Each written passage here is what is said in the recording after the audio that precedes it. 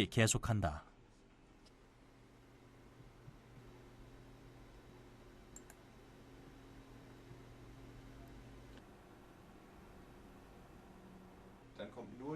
이 여성이 몇 번에 걸쳐 도달한 점수는 73%.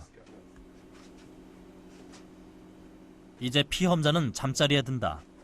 한 그룹의 피험자에게는 숙면 중에 주기적으로 장미향이 주입되고 또 한 그룹의 피험자에게는 장미향이 주입되지 않는다. 아까 낮에 카드를 기억할 때 흡입됐던 향이 잠자는 동안에도 계속 주입되는 쪽과 주입되지 않는 쪽, 그들의 기억력에는 과연 어떤 차이가 있을까?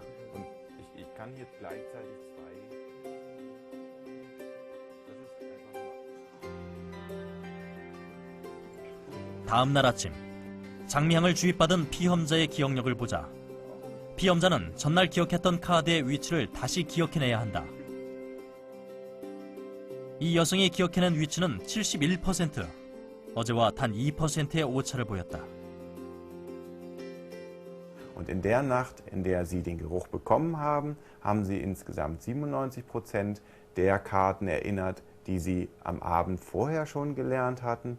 Und wenn Sie den Geruch nachts nicht bekommen haben, haben Sie nur 86% der Karten erinnert. 수면 중 기억력을 향상시킬 수도 있다는 것. 새롭게 추가된 꽃이 인간에게 줄 수 있는 기능이다. 그렇다면 오직 장미향에만 그런 효과가 있는 것일까? 이번에는 다른 향기의 효과를 직접 실험해보기로 했다. 사용되는 꽃은 나리. 똑같은 나리지만 한쪽은 향이 없는 날이고 한쪽은 향이 있는 날이다.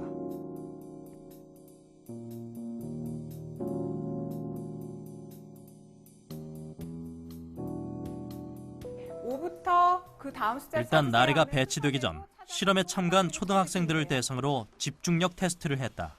아셨죠? 예. 준비, 시작. 제시된 숫자부터 찾기 시작해 연속되는 숫자를 얼마나 많이 찾아내는지가 시험의 평가 수단이 된다. 정해진 시간은 1분이다.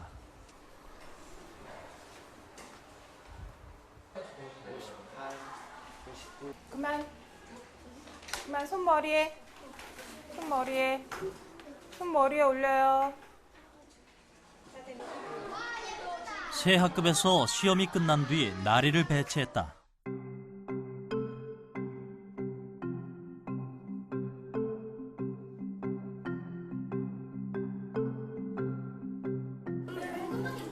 그리곤 일주일 뒤에 다시 찾은 학교. 아이들은 꽃에 대한 자연스러운 친밀감을 표현했다. 일단 정서적인 효과만은 확실해 보였다.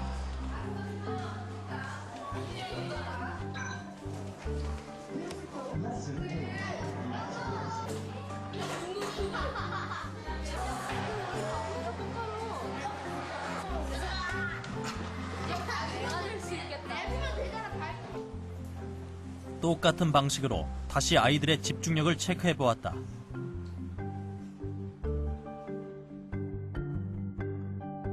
아예 꽃이 없는 반과 향기가 없는 반의 집중력은 7, 8%에 머문 반면 향기가 있는 반은 16%나 증가했다. 쉽게 구할 수 있는 그런 향기 나는 식물들을 이용해서 이제 실험을 한 결과 장미도 마찬가지고 스토크도 마찬가지고 그런 성적 집중력 향상폭은 거의 비슷하게 나리와 같은 수준으로 거의 비슷하게 나타나는 경향을 띄었어요. 그래서 나리뿐만 아니라 향기가 있는 거의 대부분의 그런 식물들이 애들에게 긍정적인 효과가 있지 않나. 얘기하고 빼려고요. 저기 꽃을 가져갈게요. 미안한데.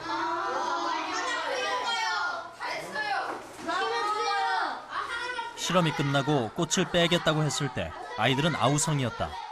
손해하기는 향기가 없던 반도 마찬가지였다. 이것은 또 어떻게 해석해야 할까?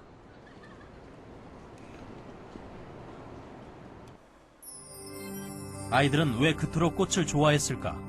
이번에는 뇌파 측정을 통해 꽃의 시각 효과를 측정해보기로 했다.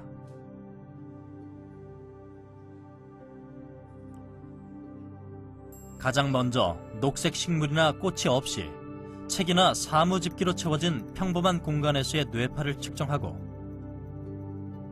다음에는 녹색 식물을 배치하고 측정한 다음 다시 여기에 꽃을 추가하고 측정했다. 같은 공간이지만 녹색 식물이 없을 때와 있을 때 그리고 여기에 다시 꽃을 추가했을 때 인간의 뇌파는 어떻게 변화할까?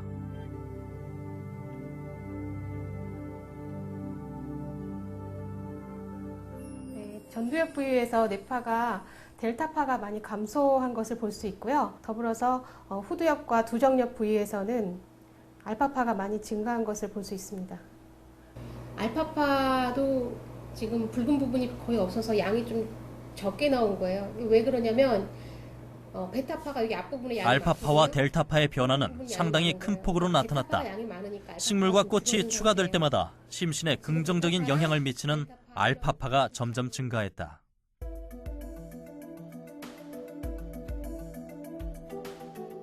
그동안은 이제 녹색 식물이 좋다는 건 많이 밝혀졌는데 과연 꽃이 어떤 역할을 할지에 대해서는 저도 명확하게 몰랐어요. 근데 이번 실험을 통해서는 그러한 것이 꽃이 들어감으로 인해서 우리 뇌의 기능에 어떠한 역할을 하는지 좀 더 명확하게 밝힐 수 있는 계기가 되었습니다. 이제 꽃은 단지 보면 좋다는 수준을 넘어 질병 치료의 수단으로 활용되고 있다. 입안에 칸디다균 감염 증세를 보이는 환자의 질환 부위에서 감염균을 채취한다.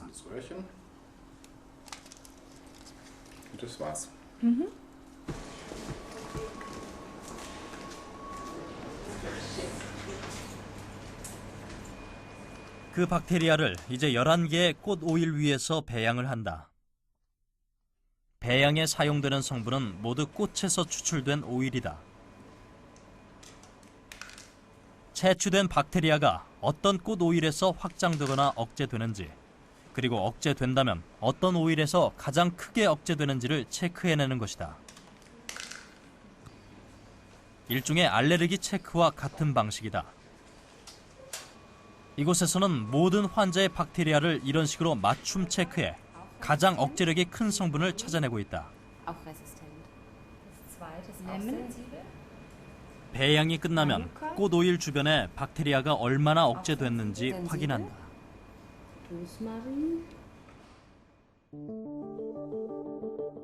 번식이 억제된 공간의 크기가 클수록 치료 효과가 좋은 오일인 것이다.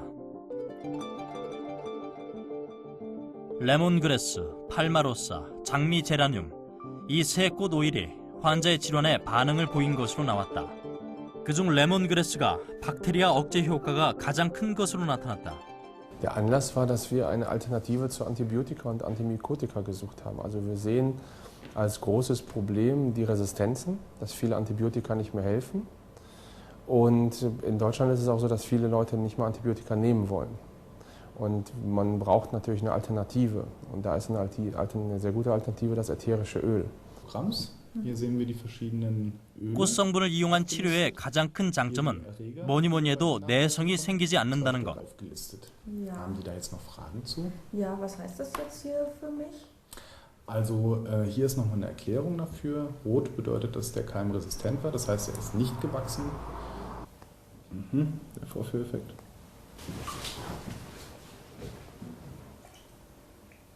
An der Wange, jetzt können Sie nochmal selbst schauen.